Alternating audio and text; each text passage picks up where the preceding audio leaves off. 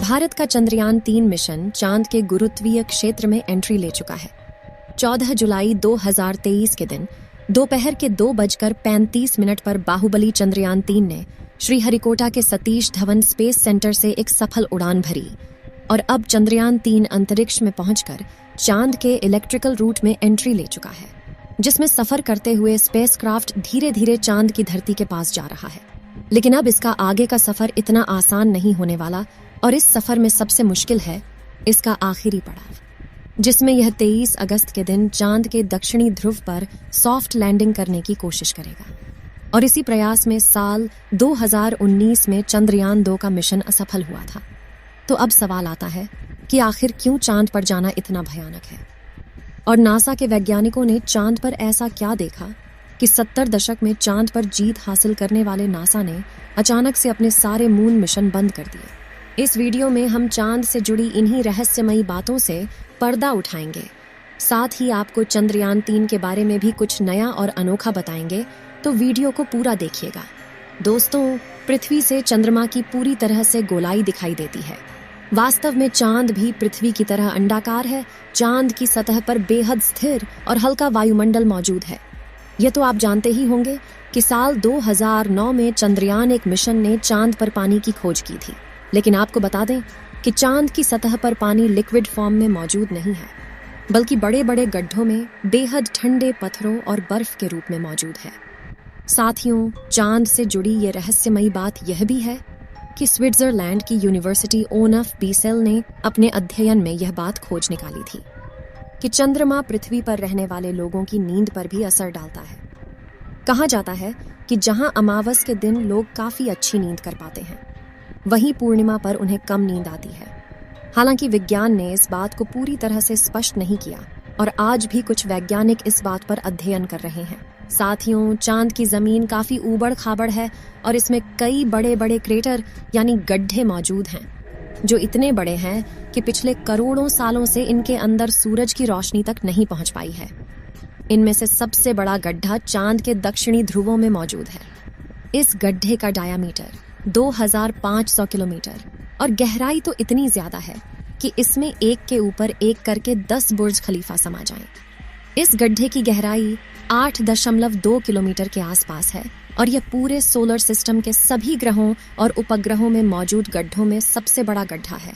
माना जाता है कि चांद की धरती में पानी छुपा हो सकता है, और वह भी थोड़ा बहुत नहीं, बल्कि पूरे 100 मिलियन टन।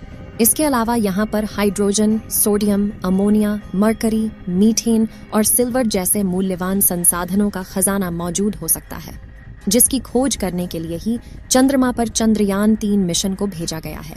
साथियों, साल 1959 में रशिया के स्पेसक्राफ्ट ने पहली बार चांद पर लैंडिंग की थी, जिसके बाद अमेरिका ने भी कई मून मिशन किए और 20 जुलाई 1969 को नासा के अपोलो मिशन के दौरान एस्ट्रोनॉट नील आर्मस्ट्रॉन्ग और बज एल्ड्रिन ने चांद पर पहली बार कदम रखा था। जिसके बाद नासा ने कई मून मिशन किए थे और अपने कुल 12 एस्ट्रोनॉट्स को चांद पर भेजा।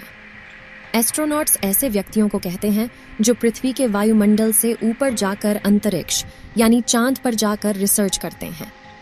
लेकिन दिसंबर 1972 में अपोलो 17 मिशन के बाद नासा ने अचानक से इंसानों को चांद पर भेजना बंद कर दिया, जिसके लिए उन्होंने कारण दिया कि चांद पर फिलहाल ऐसा कुछ नहीं है जिसकी रिसर्च की जा सके। लेकिन कुछ लोगों का यह भी कहना था कि नासा ने असली कारण को छुपाया है। नासा के द्वारा भेजे गए इन 12 में से कई अंतरिक्ष यात्रियों ने चांद पर कुछ अजीब सी आवाज भी सुनी थी, तो कुछ ने चांद पर बनी अजीब ब्रिज और कूलिंग टावर जैसी रचना को भी देखा था। वहीं चांद की खोज में वैज्ञानिकों को एक सैटेलाइट जैसी रचना भी दिखी थी और वैज्ञानिकों के मुताबिक इसका अपने आप बनना नामुमकिन है। हालांकि नासा ने कभी इस बात पर आधिकारिक बयान नहीं दिया था, लेकिन नासा के वैज्ञानिकों ने कई बार यह कबूला कि चांद पर एलियन का बसेरा हो सकता है। फिलहाल यहाँ सबसे ज्यादा गौर करने वाली बात यह है कि ये सभी मिशन चांद के उत्तरी ध्रुव पर किए गए थे, जहां पर लैंडिंग करना चांद के दक्षिणी ध्रुव के मुकाबले काफी ज्यादा आसान माना जाता है। लेकिन साल 2019 में भारत के चंद्रयान-2 ने चांद के दक्षिणी ध्रुव पर सॉफ्ट लैंडिंग करने की कोशिश की थी और अपने इस प्रयास में चंद्रयान 2 का लैंडर विक्रम बुरी तरह से असफल हुआ था। लेकिन आखिर चांद का दक्षिणी ध्रुव इतना खतरनाक क्यों है, आइए जानते हैं। सबसे पहले तापमान की बात करें तो चांद के दक्षिणी ध्रुव में कई ऐसे बड़े बड़े गड्ढे हैं, यानी इस जगह करोड़ों सालों से सूरज की रोशनी नहीं पहुंची और सूरज की धूप न पहुंचने का सीधा सीधा मतलब है तापमान का ठंडा होना। इसलिए कई बार दक्षिणी ध्रुव का तापमान -230 डिग्री सेल्सियस तक पहुंच जाता है। ऐसे में किसी भी इंसान का स्पेसक्राफ्ट से बाहर निकलना तो छोड़ो, खुद स्पेसक्राफ्ट के लिए भी ऐसे तापमान में काम करना मुश्किल है। इतने कम तापमान में कई बार स्पेसक्राफ्ट पर लगे इंस्ट्रूमेंट चलना बंद हो जाते हैं। यहाँ सूरज की रोशनी न पड़ने की वजह से चांद के दक्षिणी ध्रुव के कई हिस्सों में काफी ज्यादा अंधेरा है, जिस वजह से चांद की ऑर्बिट में घूम रहे नासा, रशिया और चीन के ऑर्बिटल भी वहां के काफी हिस्सों को ठीक से नहीं देख पाए। यानी कि उन हिस्सों में क्या हो सकता है यह किसी को नहीं पता। ऐसे में वहां जाना सबसे बड़ी चुनौती है। इसके अलावा चांद के दक्षिणी ध्रुव की जमीन उत्तरी ध्रुव से ज्यादा ऊबड़ खाबड़ है। वहीं यहाँ पर कुछ सेंटीमीटर से लेकर 2500 किलोमीटर तक के बड़े बड़े गड्ढे हैं।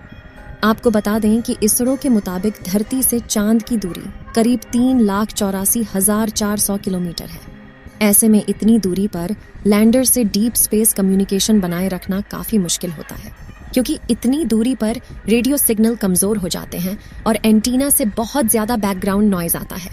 साथ ही अपने कक्षीय गति यानी कि ऑर्बिटल मोशन की वजह से चांद लगातार अपनी पोजीशन बदलता रहता है।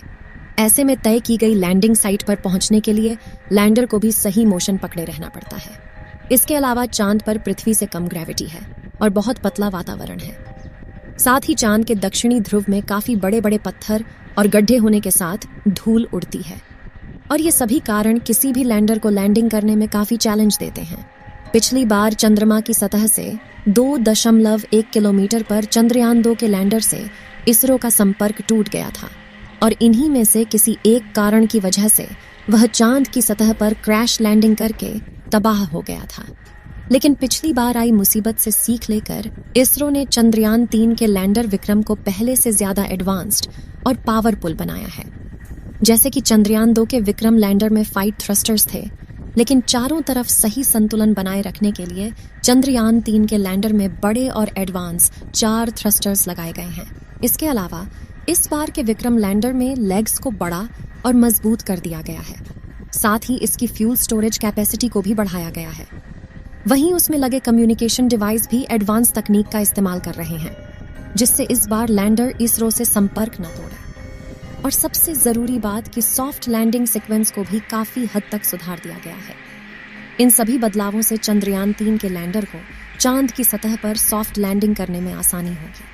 साथ ही उन सभी बदलावों को टेस्ट करने के लिए सिमुलेशन चलाकर विक्रम लैंडर की हजारों बार टेस्टिंग की गई है, जिसमें ठंडे तापमान में उपकरण चल रहे हैं कि नहीं, उनकी जांच करना, लैंडर के पैरों की मजबूती टेस्ट करना, कम ग्रेविटी में थ्रस्टर्स टेस्ट करना, ऊबड़ खाबड़ सतह पर लैंड करवाना, ये सभी शामिल है। और इसकी लैंडिंग साइट यानी चंद्रमा की धरती पर उतारने की जगह इसको भी पहले से ज्यादा बढ़ाकर 4x2.4 किलोमीटर की लोकेशन चुना गया है। और यदि सब कुछ प्लानिंग के मुताबिक रहा तो 23 अगस्त के दिन विक्रम लैंडर को चांद की सतह पर लैंड करवा दिया जाएगा। अगर चंद्रयान 3 ने सफलतापूर्वक लैंडिंग कर ली तो भारत पहला देश होगा जिसने इतनी भयानक जगह पर लैंडिंग करवाई है। चंद्रयान 3 के सफल होने की दुआएं आप कमेंट बॉक्स में करते रहें। चलिए दोस्तों, इस वीडियो को यहीं पर खत्म करते हैं। इस वीडियो को एक लाइक जरूर करें और अपने मित्रों तक इस वीडियो को शेयर करें ताकि उन्हें भी जानकारी मिल सके। और अपने भरोसेमंद चैनल को सब्सक्राइब जरूर करें और बेल आइकन को ऑल पर सिलेक्ट करना बिल्कुल ना भूलें। मिलते हैं किसी और नॉलेजेबल वीडियो के साथ। वीडियो को अंत तक देखने के लिए धन्यवाद।